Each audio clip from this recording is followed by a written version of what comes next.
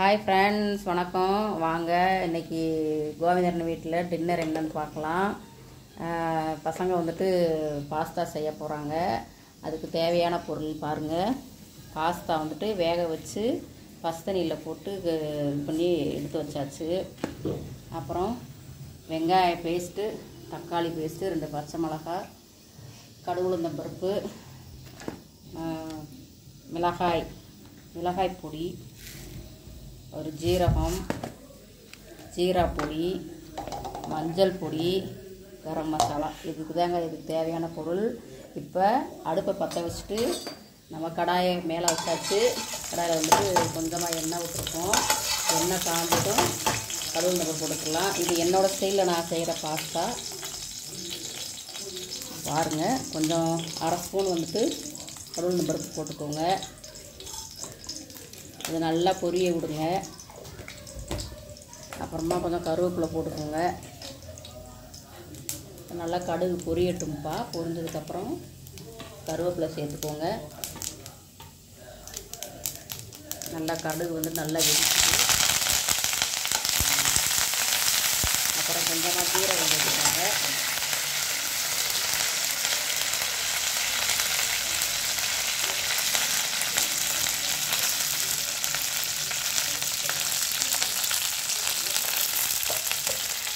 ஜீரகம் போட்டு நல்லா வச்சுடுங்க.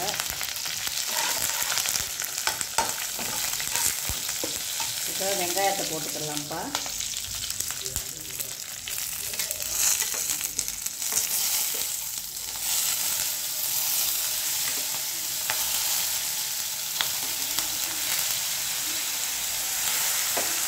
நல்லா வதக்கி விடுங்க. பசங்களுக்கு தக்காளி சாசெல்லாம் போட்டால் பிடிக்காது. அதனால் தக்காளியவே அரைச்சி பேஸ்ட்டாக வச்சுருக்கிறோம். அதனால் வெங்காயம் பேஸ்ட் வந்து கொஞ்சம் நல்லா பச்சை வாசனை போகிற வரைக்கும் வச்சு வதக்கிடலாம். வதக்கினதுக்கு பின்னாடி தக்காளி போட்டுக்கிடலாம்.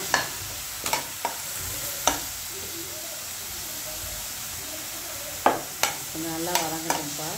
வதங்கின பிறகு தக்காளி போட்டுக்கலாம்.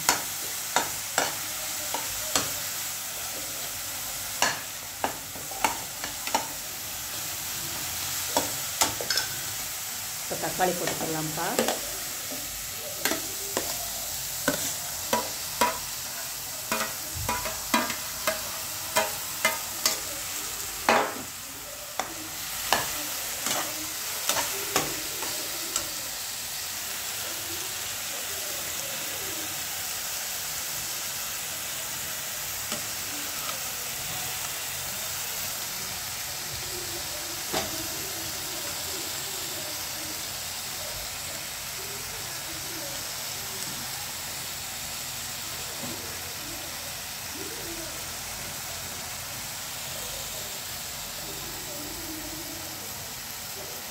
கொஞ்சமாக இஞ்சி பூண்டு அரை ஸ்பூன் சேர்த்துக்கோங்கப்பா. இப்போ வந்து நல்ல மணமாக இருக்கும். இந்த கருவேப்பிலை போட்டு வதக்குறது நல்ல மணமாக இருக்குது. நல்லா வதக்கிக்கலாம்.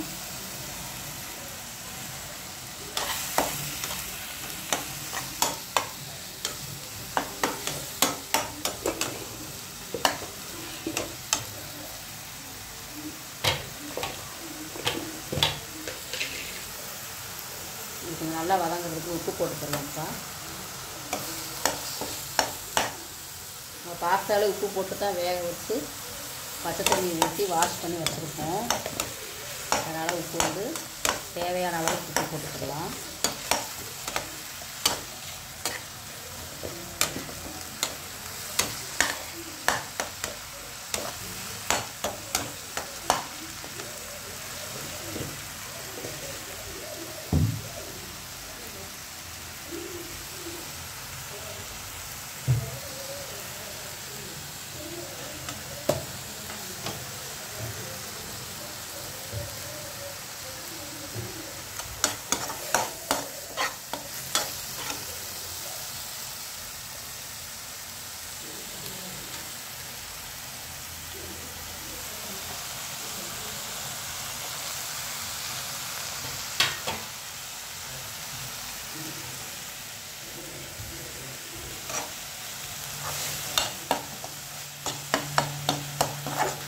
பாருங்க, உப்பு போட்டதுக்கப்புறம் நல்லாவே வதங்கிடுச்சு.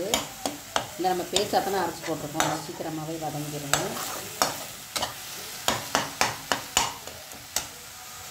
பாருங்க, அதில் கொஞ்சமாக மஞ்சள் பொடி, காரத்துக்கு ஏற்ற மாதிரி மிளகாய் பொடி,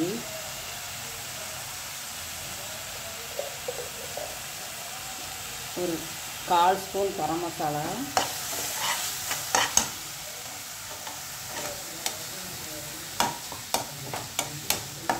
ஒரு 1/4 ஸ்பூன் ஜீரா பொடி.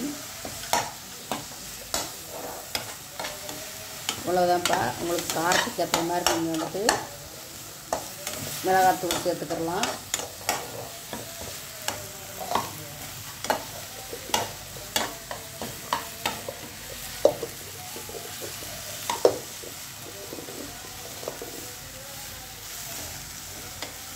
இது நல்லா வதங்கின உடனேங்கப்பா நம்ம வந்து தக்காளி பேஸ்ட்டு, வெங்காயம் இதெல்லாம் அரைச்சி போட்டாச்சு. அதில் கொஞ்சம் தண்ணி விட்டுட்டு அதை அலசி ஊற்றிக்கணும். இப்போ இது வந்து நல்லா கொஞ்சம் ட்ரையாகிறது மாதிரி வந்துட்டு வதங்கிருக்கணும். என்னென்ன மசாலா நம்ம போட்டிருக்கோம்ல அதெல்லாம் வெங்காயம் தக்காளி பேஸ்ட்டோட நல்லா நல்லா நல்லா கொதி வரட்டணும்.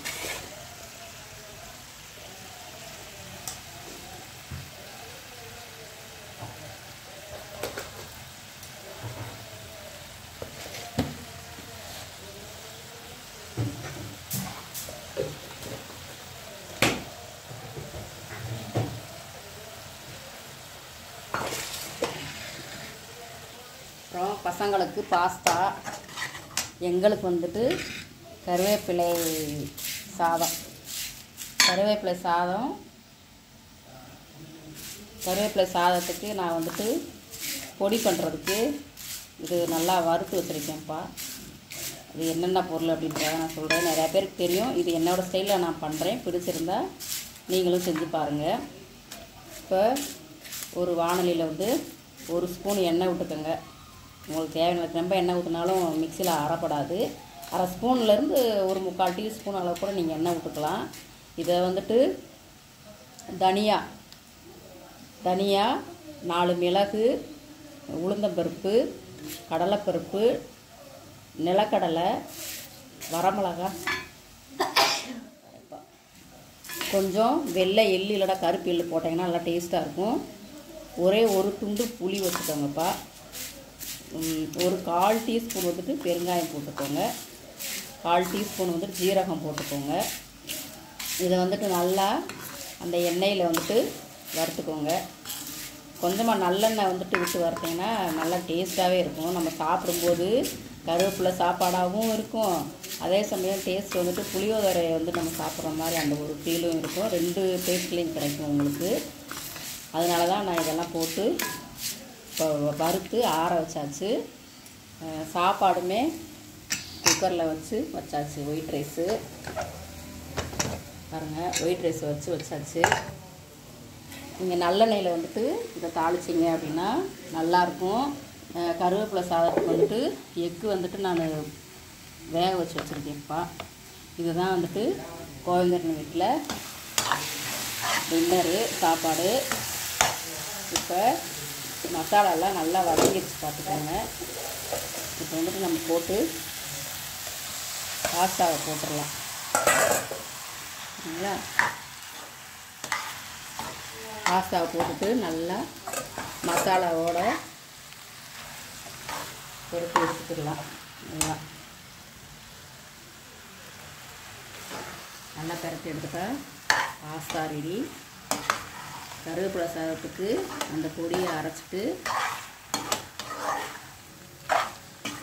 நம்ம ஒரு வாணலியை வச்சு நிலக்கடலை பருப்பு, கடலைப்பருப்பு, முழு வரமிளகா ஒரு 2 போட்டு கருவேப்பிலை போட்டு அப்படியே சாதத்தை போட்டு நம்ம அரைச்சி வச்ச கருவேப்பிலை பொடியை போட்டு எடுத்துட்டோம்னா கருவேப்பிலை சாதம் ரெடி. எக்கு வேக வச்சு வச்சுருப்போம், எடுத்து வச்சு அப்படியே சாப்பிட வேண்டியதான் இன்றைக்கி டின்னரு.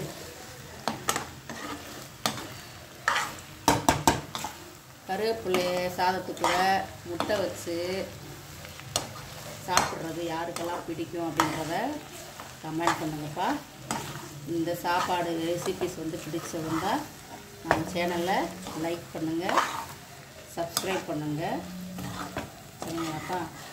வாங்க இப்போ கோவிந்தன் வீட்டில் சாப்பிடலாம். பாய்ங்கப்பா. See you.